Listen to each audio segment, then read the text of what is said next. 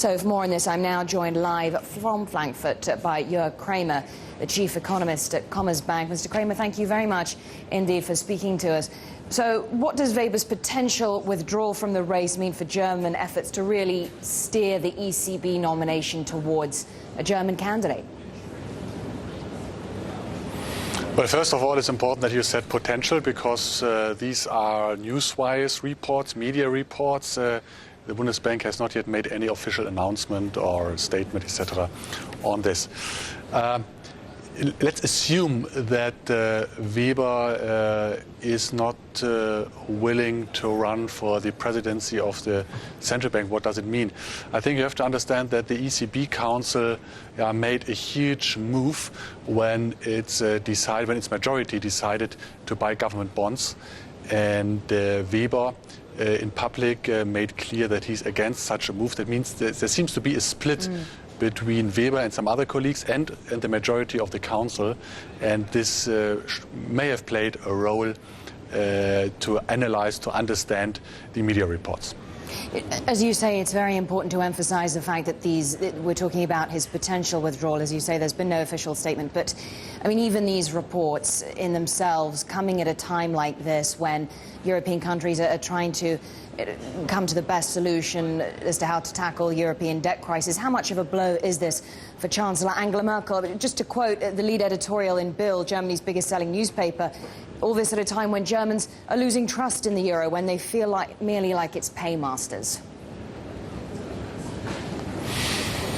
Well, you're right. Germany is in a total different economic position. Growth in Germany this year will be 3%, and the rest of the Eurozone 1.2%. We have inflation risk going forward in Germany, not so much in the rest of the Eurozone. And therefore, the German public, of course, would have liked to see a strong German candidate to do the job of the EU presidency. But as I said before, there seems to be a fundamental split between the traditional central bankers of the Bundesbank and the majority in the ECB Council. And of course, this is nothing which is liked by the German public, who worry about long-term inflation expectations.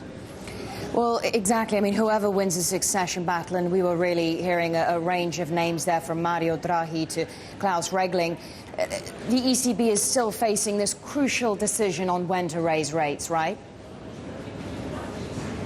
Absolutely. And I think whoever makes the job gets the job in the end.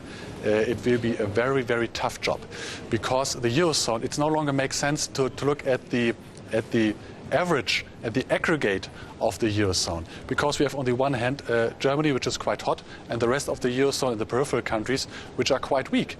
And I think going forward, the ECB Council made clear by its decision to buy government bonds that they will put more weight on the ailing peripheral countries. That means they are likely to make a monetary policy which is somewhat too loose for the average of the Eurozone, and certainly too loose for Germany.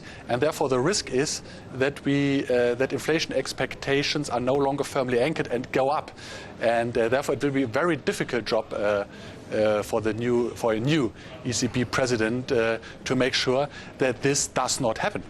A difficult, unenviable job, I should say, with big challenges ahead. Joerg Kraemer, great to get your thoughts on this, chief economist for Commerzbank. Good to talk to you.